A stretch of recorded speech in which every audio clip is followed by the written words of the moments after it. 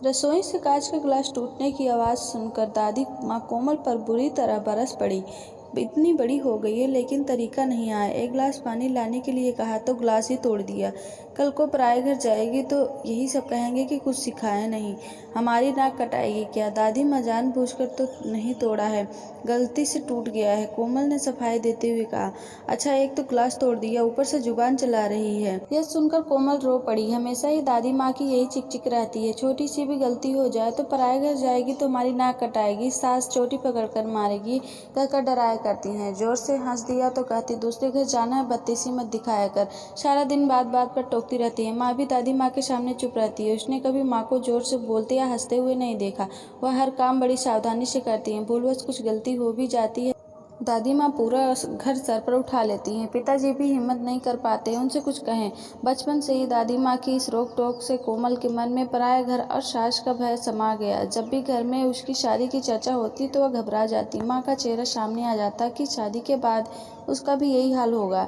शादी के नाम से ही चिढ़ हो गई है उसे। एक दिन उसे लड़के वाले देखने आया और पसंद भी कर लिया, फिर जल्दी ही विवाह हो गया। विदा होकर जब कार में बैठी तो घबराहट की वजह से उसका बुरा हाल था। द्वार की रस्म के समय भी वह बुरी तरह काँप रही थी। उसको काँपते हुए देखकर बुआ सास ने कहा, क्या बात है बहू, तुम इतना काँप क्यों रही हो? क्या तबीयत खराब है तुम्हारी? अरे बुआ, आप समझती नहीं हो, हमारी भाभी जी को प्यार का बुखार चढ़ गया है, इसी वजह से काँप रही है। पीछे से देवर अभी ने जब यह बात कही तो सब हंस पड़े, लेकिन कोमल को हंसी नहीं आई। सारी रस्में पूरे होने के बाद उसे कमरे में भेज दिया गया। थोड़ी देर बाद उसके पति अनुभव भी कमरे में आ गए, लेकिन वह उनसे भी कुछ नहीं बोली। उसे गुमसुम देखकर अनुभव ने उसे बाहों में भरकर कहा, तुम इतनी चुप क्यों हो, कुछ बोलती क्यों नहीं? लेकिन वह तो पूरी तरह डरी थी।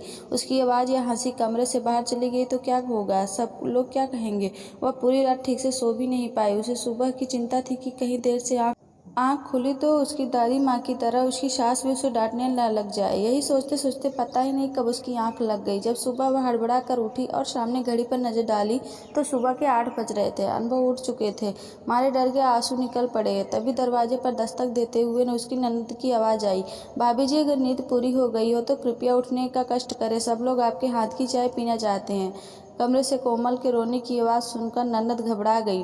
अंदर जाकर कोमल के आंसू पोंछते हुए बोली, सॉरी भाभी, मुझे नहीं मालूम था कि तुम इतनी इमोशनल हो, मुझे तो मजाक करने की आदत है, मैं भी पूरी पागल हूँ। तुम पूरी रात जागी हो और मैंने तुम्हें डिस्टर्ब कर दिया। बड़ी मुश्किल से अपने आंसुओं को पोंछते हुए कोमल बोली, दीदी मैं आपकी बात से नाराज़ नहीं हूँ, मुझे डर लग रहा है, उठने में इतनी देरी हो गई, कहीं माँ जी नाराज़ तो नहीं होंगी?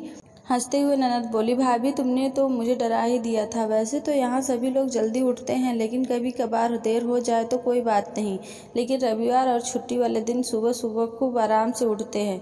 कोमल नहा धोकर रसोई में चली गई और सबके लिए चाय बनाने लगी। वह बहुत ही सावधानी से काम कर रही थी, कहीं कुछ गलती ना हो जाए। चाय की ट्रे लेकर जैसे ही वह रसोई से बाहर निकली, अभी ने उसे डराने के लिए कहा, भाभी आपके सिर पर छिपकली है। यह सुनते ही उसके हाथ से चाय का ट्रे गिर पड़ी और वह बुरी तरह घबरा गई कि अब तो सास चोटी पकड़कर मारेगी। वह सिसकते हुए बोली, माँ जी, अभी भैया ने रुलाई के कारण वह आगे कुछ कह ही नहीं पाई।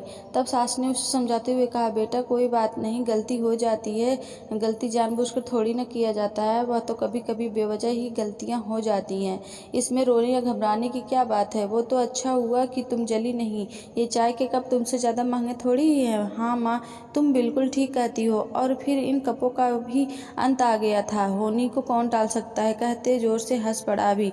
एक दिन शाम को सब लोग बैठे बातें कर रहे थे। अनुभव ने सभी को एक चुटकुला सुनाया तो सभी लोग खिलखिलाकर हंस पड़े।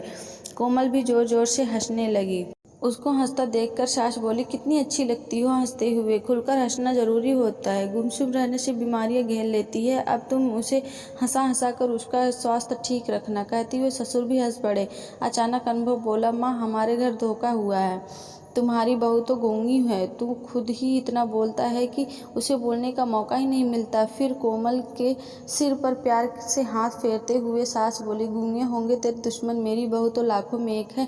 धीरे धीरे उसने महसूस किया कि उसकी गलती पर सास डांटती नहीं बल्कि कितनी कुशलता और प्यार से समझा देती है, उसके अच्छे कामों की कितने खुले दिल से प्रशंसा करती है। भूल बस कुछ गलती भी हो जाए तो कभी कभी ऐसा भी होता है कहकर हंसरा देती है और फिर बाद में प्यार से समझा समझा देती है। धीरे धीरे कोमल के दिल से ये सास का भय और पराया घर का डर पूरी तरह खत्म हो गया। थोड़े दिनों बाद कोमल अपने पिताजी के साथ मायके आ गई। दादी माँ ने पिताजी से बहुत तेजी से पूछा, क्या ससुराल वाले इसकी कुछ शिकायत कर रहे थे? पिताजी ने हंसते हुए बताया, नहीं तो वह सब ये तो इसकी बड़ी तारीफें कर रहे थे। सास तो कह रही थी कि इतनी अच्छी बहू तो नसीब वालों को ही मिलती है, वह तो इसे आने ही नहीं दे रहे थे। कह रही थी कि इसके जाने से हमारा घर सोना हो जाएगा। सारे दिन हंसती खिलखिलाती रहती है। यह सुनकर दादी माँ चौंक कर कोमल को देखने लगी। कोमल दादी माँ के गले से लिपट कर रोने का नाटक करते हुए बोली, और हाँ, मेरी सास रोज चोटी पकड़कर मुझे मारती भी थी। यह सुनकर दादी माँ सहित माँ और पिताजी भी जोर से हंस पड़े और वह अपने ससुराल में बहुत खुश है। हम हर किसी के बारे में नहीं कह सकते, पर कुछ सास ऐसी होती हैं जो अपनी बहू को इज्जत, प्यार और सम्मान देती हैं।